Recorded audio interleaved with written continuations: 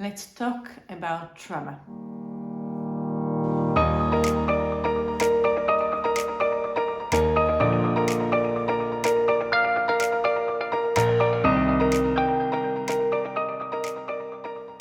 Hi, it's Vered, and I'm here to talk with you about the topic of trauma. It's for such a long time that you and practitioners asked me to relate to the topic of trauma, and clearly this is not a topic I can just speak for 10 minutes or just in one video, and I would I would divide it into different topics, different videos, when we would all relate to how the Pantarei Approach speaks and relates to trauma and to the impact of trauma in your life.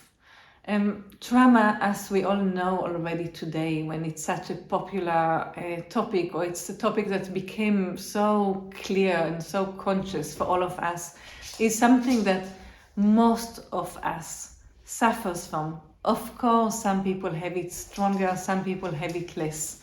Of course, we are not all with history of abuse or violence or neglect. There are many ways of, or many stories where trauma is something that we can say, this is what I carry on my shoulder, this is what I carry in my heart, this is how my brain is already shaped by the impact of my story of trauma. However, I'm here to say, first of all, I think you should respect yourself and respect your story. If you went through a traumatic event or events, or a period of your life was traumatic, there is something that you can honor about your life, about the way you carried that story, about the way you found strength again and again and again, even in situations that there was as if no reason for you to find your own qualities, values again.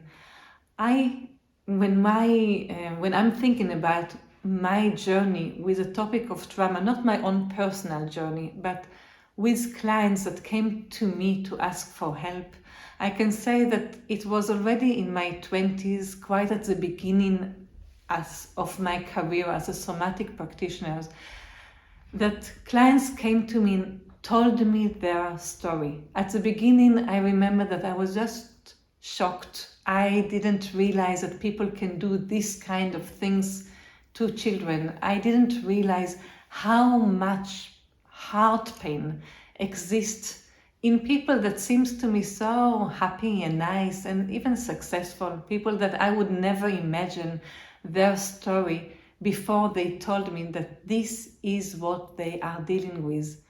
At the beginning, I thought that I'm not the person they are looking for. I thought they needed a therapist. I thought that they needed someone with way more experience.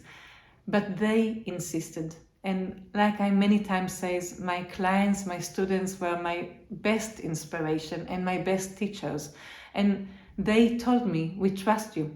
We want you to put your hands on our own body, on our own wounds, and to find how we can find our own health and our own strengths back.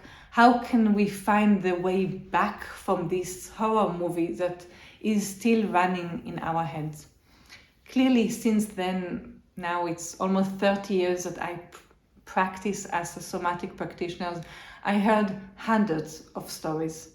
And the one thing that comes again and again, and I would like to offer it to you in this first video out of many that I would do about this topic, is to find your respect toward your own story, toward yourself.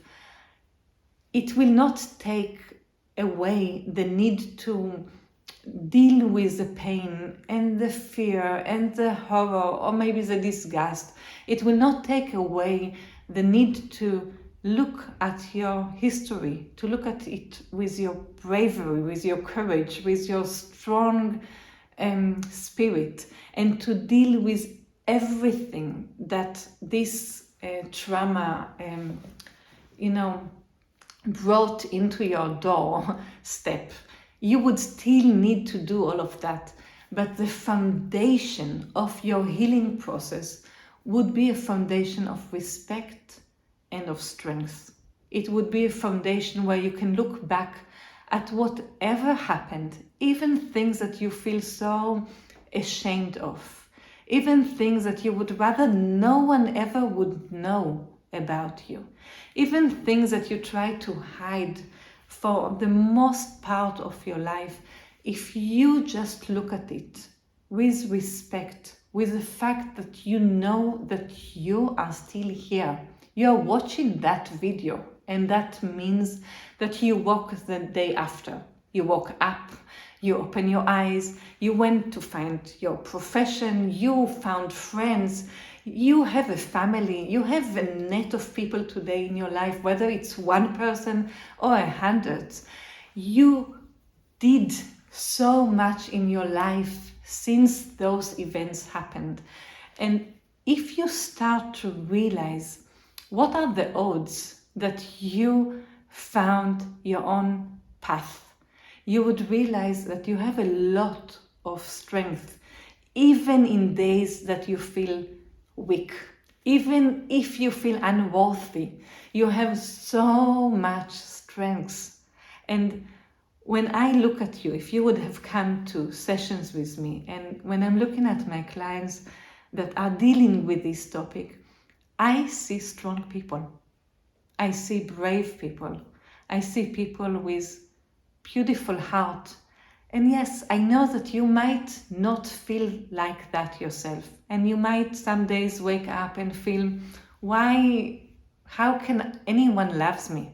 How can anyone feel that they would like to see me again? But yes, if you are telling your story, and if you are telling it with owning your story, with respect to who you are, to respect that you found your own values, you found your own life, you would realize that, you have all the reasons to be loved. And if you are doing the work that healing requires, it definitely requires work, it definitely requires time, energy, and your love. It also requires from you to respect yourself and to find other people that would start the conversation from that place, noticing who you are, noticing that you went through all of that and you are here and you found people that you love and you found things that you love and you found trust and you found worthiness, you found how to give value to life. So you are strong even in your weakest days, even when you don't feel like that. Thank you very much for listening. I hope that this video could give you a part of the light, of the heart, of the strength to your spirit. I definitely am going to continue and talk about this topic from different angles in my next videos, and I would be very curious to hear your thoughts about it. And please don't forget, you are way stronger than what you might believe.